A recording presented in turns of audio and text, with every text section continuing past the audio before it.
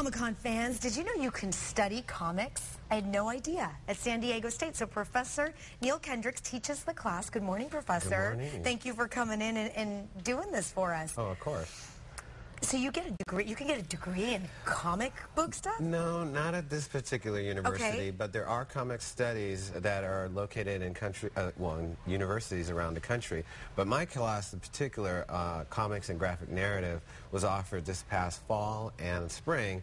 And in that class, we study comics, graphic novels, and the students make their own comic. How do you become a comic book professor?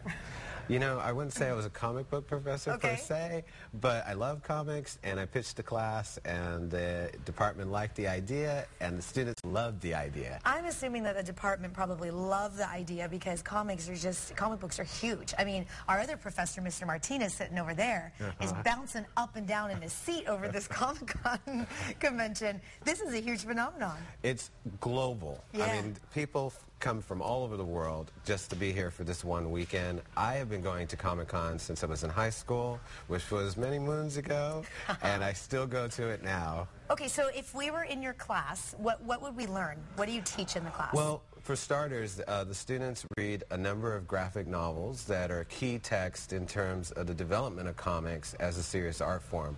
Simultaneously, each student has to develop an original story idea that can be told in 1 to 2 pages. Okay. Now, that sounds simple. No, it doesn't. Who says it sounds simple? It might sound simple to a lot of people, but what it is that you have to write visually. You have to be thinking about pictures that are going to communicate an idea, and that is the challenge. Can anybody do this? I think you have to have like some type of embedded talent somewhere to pull something like this off. Not really. Wait, not really? No, everybody can do this or not? I think everyone can do this if they have a story to tell.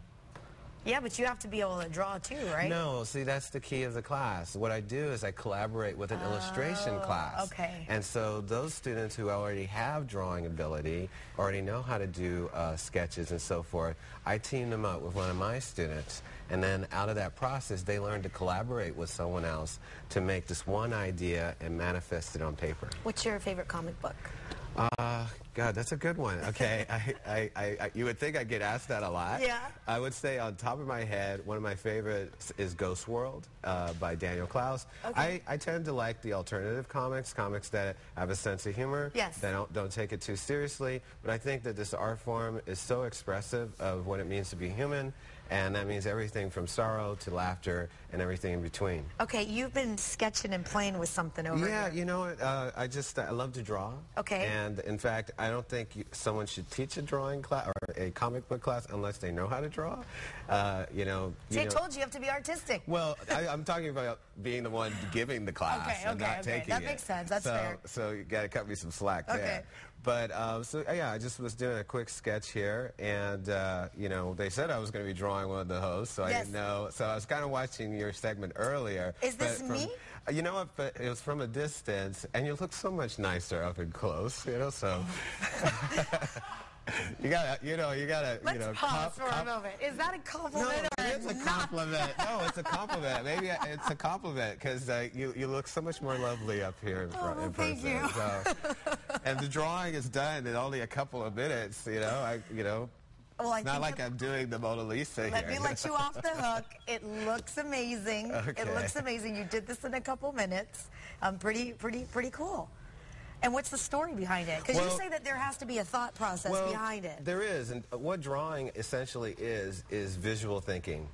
Being able to communicate an idea on paper or canvas or what have you. Okay, so what's the idea behind Well, this was really just me just sort of doodling. Okay. But say if someone was doing a story, they'd have to find an image that would correspond with the narrative that perhaps... Like me climbing down the building or me powwowing with some...